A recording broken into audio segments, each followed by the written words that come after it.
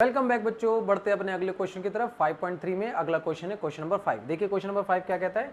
Question number 5 कहता है the first term of AP is 5। किसी एक सीरीज के एपी का पहला जो टर्म है वो 5 है। पहला टर्म जो है वो इसके अंदर 5 बताता है और कहता है and the last term is 45। Last term यानी हमें पता नहीं है कि कितने टर्म तक नंबर है, लेकिन आखिरी वाला हमारा जो है वो 45 है। फिर कहता है द सम इज 400, यानी जितने भी इसके अंदर टर्म है अगर उसको हम जोड़ दें तो सम कितना आएगा 400। अब हमें ये नहीं पता कि इस सीरीज में टर्म कितने हैं।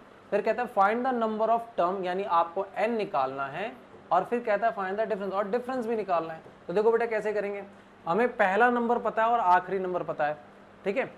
इसमें हमें n की प्रॉब्लम आएगी और a की प्रॉब्लम आएगी, तो कैसे करेंगे ध्यान दीजिए। सबसे पहले आप सम का फॉर्मूला लगाइए सॉल्यूशन के लिए। सम का formula Sn is equal to n upon में 2a plus n minus 1d।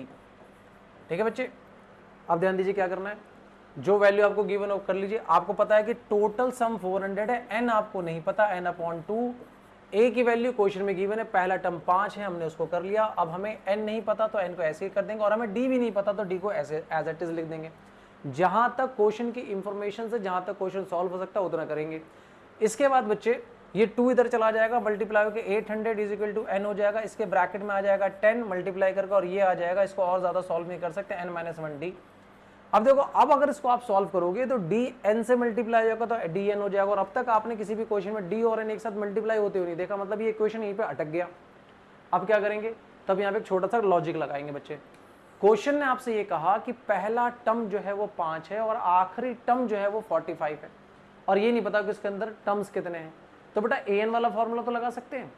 an वाला फॉर्मूला क्या कहता है बच्चे, an वाला फॉर्मूला कहता है a plus n minus 1d। हमें ये पता आखिरी टर्म की वैल्यू 45 है, तो आखिरी टर्म की वैल्यू होगी 45, क्योंकि इस वाले फॉर्मूले में लास्ट वाले टर्म की वैल्यू होती है n। और यहाँ पे a कितना है, हमें पता है हमारा 5 है, हमने 5 डाल दिया। और हमें टर्म ही नहीं पता और d भी नहीं पता। लेकिन यहाँ से लॉजिक क्या कर सकते हैं, इन दोनों इंफॉर्मेशन को जहां तक हम सॉल्व कर सकते हैं वहां तक करेंगे। 5 इधर आ जाएगा तो 45 माइनस 5 40 हो जाएगा, इधर आ जाएगा n माइनस 1 और d,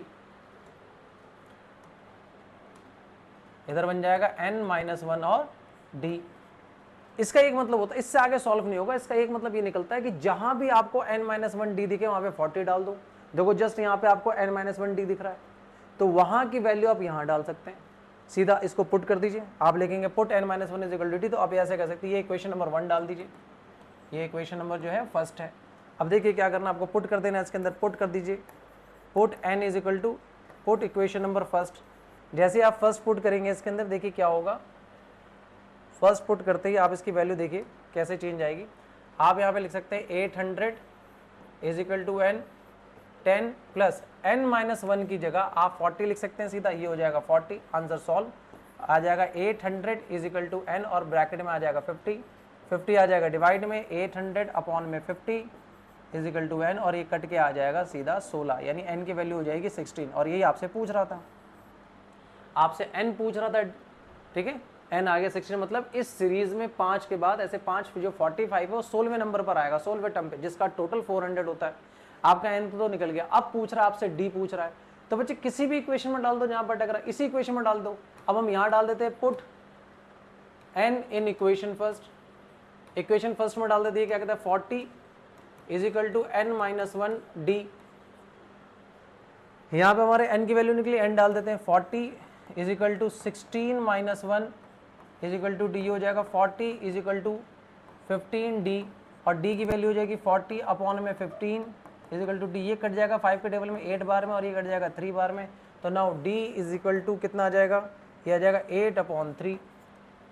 यानी इस इक्वेशन में n की वैल्यू हमारी 16 है और d की वैल्यू जो है हमारी वो है 8 अपॉन 3। आई होप ये क्वेश्चन समझ में आया होगा बेटा। अगर फिर भी डाउट है तो कमेंट कीजिए हमें, और अगर इस क्वेश्चन से आपको कुछ वर्थ मिलती है तो हमारे चैनल को लाइक करें, सब्सक्राइब करें। मिलते हैं बच्चे अगले वीडियो में, तब तक के लिए बाय।